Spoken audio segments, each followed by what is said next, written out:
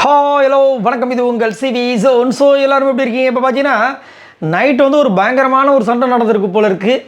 இப்போல்லாம் எங்கே நம்ம நைட்டு அந்த வீடியோலாம் பார்க்குறோம். வெளியில் வந்துட்டு அதாவது சரி இதுக்கப்புறம் என்ன இருக்குதுன்னு சொல்லிட்டு நம்ம பார்க்குறது இல்லை. அதுக்கப்புறமா அந்த வீடியோக்கு சில விஷயங்கள் பார்க்கும்போது தெரியுது, ஓ இவ்வளோ சண்டை நடந்திருக்கா அப்படின்ட்டு. ஆனால் ஒன்று மட்டும் நல்லா தெரியுதுங்க, பார்வதி பாவம் சும்மா விடாது அப்படின்றது. ஏன்னா அந்த பொண்ணு போனதுக்கப்புறம் நானும் பார்க்குறேன், எப்பயுமே இந்த ஃபினாலே வரும் ஜாலியாக செம்ம என்ஜாய் பண்ணுவாங்க, அப்படி வீடு கல்லன்னு இருக்கும். ஆனால் ஏதாவது ஒரு விஷயம் வந்துட்டு அந்த பொண்ணு போனதுலேருந்து அந்த கமருதீன் போனதுலேருந்து பார்த்தீங்கன்னா ஏதாவது ஒரு ஏழரை வந்துகிட்டே தான் இருக்குது. இந்த பிக் பாஸ் வீட்டுக்குள்ளே நடந்துக்கிட்டே இருக்குது. நீங்கள் அதை கவனிக்கிறீங்களான்னு சொல்லுங்கள். இது இப்போ மட்டும் இல்லை, எப்பயுமே நடக்கும். சரி, இப்போ என்னென்னா திவாகருக்கும் திவ்யாவுக்கும் டிடி ரெண்டு பேரும் பயங்கரமாக மோதிக்கிட்டே இருக்காங்க. இது ரெண்டாவது வாட்டி. ஃபஸ்ட்டு ஒரு வாட்டி வந்து அந்த பெட்ரூம்லேருந்து வேறு இடத்துல போய் படுக்குன்னு சொல்லும்போது பயங்கரமாக டென்ஷனாக இருப்பார், கத்திருப்பார். அதுவும் இல்லாமல் இந்த பவுண்ட்ரி அப்படின்ற ஒரு விஷயத்தை வந்துட்டு பேசியிருப்பாங்க. எனக்கு என்ன ஒரு வருத்தம் அப்படின்னா, இவர் ரீஎன்ட்ரி கொடுத்ததுக்கப்புறமா தான் திவ்யா வந்து திவாகர்கிட்ட நிறைய விஷயங்கள் பேசினாங்க. அதை வந்து வெளியில் வந்து ரீல்ஸாகவும் போட ஆரம்பிச்சிட்டாங்க. அந்த அளவுக்கு அவங்களும் வந்துட்டு இடம் கொடுத்துட்டே இருந்தாங்க. எனக்கு அப்போயே டவுட், ஏன் இவங்க இடம் கொடுக்குறாங்க? ஏன்னா அவர் அந்த மாதிரி ஆள், இடம் கொடுத்துட்டா ஏறி தலையில் உட்கார ஆள். அந்த மாதிரி தான் திவாகர் விஷயங்கள். இதுக்கு முன்னாடியே பார்த்தீங்கன்னா திவாகர் மேலே ஒரு பெரிய கம்ப்ளைண்ட், அந்த பெண்கள் கிட்ட அவர் நடந்துக்கிற விதங்கள் சரியில்லை அப்படின்ற விஷயங்கள். அதை மீறியும் திவ்யா கொடுத்தது தவறு என்னை கேட்டிங்கன்னா. ஏன்னா அந்த மாதிரி ஆள் அப்படின்னும் போது இவங்க கொடுத்துருக்கூடாது. இப்போ என்னென்னா அவர் வந்து எக்கச்சக்கமாக பேசியிருக்கார், கொஞ்சம் நஞ்ச வார்த்தை கிடையாது. மடியில் படு, ஸ்மெல் நல்லாயிருக்கு, அதுக்கப்புறம் எங்கள் அம்மாவுக்கு ஒன்று ரொம்ப பிடிச்சிருக்கு, உன் லவரை வந்து கழட்டி விட்டுரு, இது மாதிரிலாம் சொல்லும்போது அவங்க காண்டாகிட்டு நான் பவுண்ட்ரி உங்ககிட்ட செட் பண்ணிட்டு பழகிட்டு இருக்கேன், இந்த மாதிரி பண்ணாதன்னும் போது அவர் காண்டா வர்றாரு.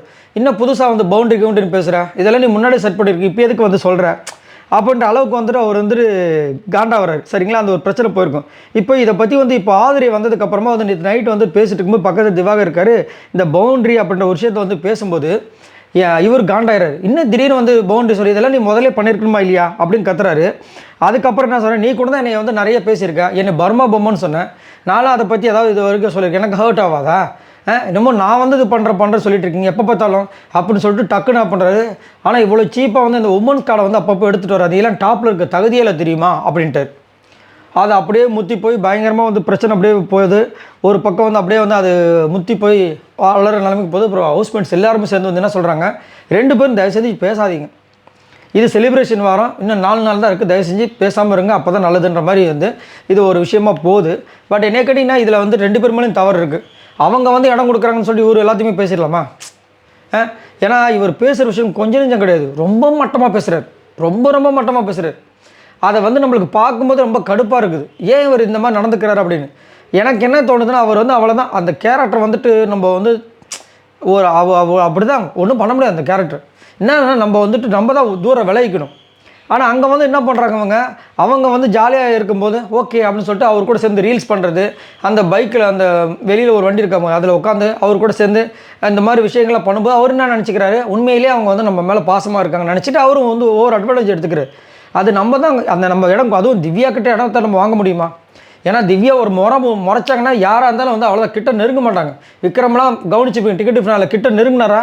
யார் விக்ரம் மட்டும் நான் கானாவனத்து மட்டும் பண்ணார், மற்றபடி அவர் கூட வந்து கொஞ்சம் பயந்து தான் பண்ணாங்க. ஏன்னா அந்த அளவுக்கு அவங்க ஒரு ஒரு பவர்ஃபுல்லாக ஒரு மாதிரி அந்த லுக்லேயே மிரட்டுவாங்க. அப்படி இருக்கும்போது திவாகர்கிட்ட அந்த ஒரு விஷயத்தை பண்ணியிருந்தால் திவாகர்கிட்ட நெருங்கி இருக்க மாட்டார். அப்போ விட்டுட்டாங்க. இப்போ வந்து பவுண்டரி செட் பண்ணியிருக்கேன் அப்படின்னு சொல்லும்போது அவர் காண்டா வர்றாரு, என்ன கூட தான் நீங்கள் அவ்வளோ பேச்சு பேசுகிறீங்க, நான்லாம் கேட்கலையே அப்படின்னு சொல்லிட்டு. ஆனாலும் அவங்க என்ன தான் கொடுத்தாலும் இவர் வந்து பேசுகிற விஷயங்கள் ரொம்ப தவறு, ரொம்ப தவறு, ரொம்ப எல்லை மீறி போயிட்டுருக்கு. இதை வந்து இதுக்கு ஒரு எண்டே கிடையாது அப்படி மாதிரி. அதனால தான் நிறைய பேர் ஸ்டார்டிங்கில் வந்து திவாகர்லாம் ஏன் உள்ளே விட்டீங்க அப்படின்னு கேட்ட ஒரு விஷயம்.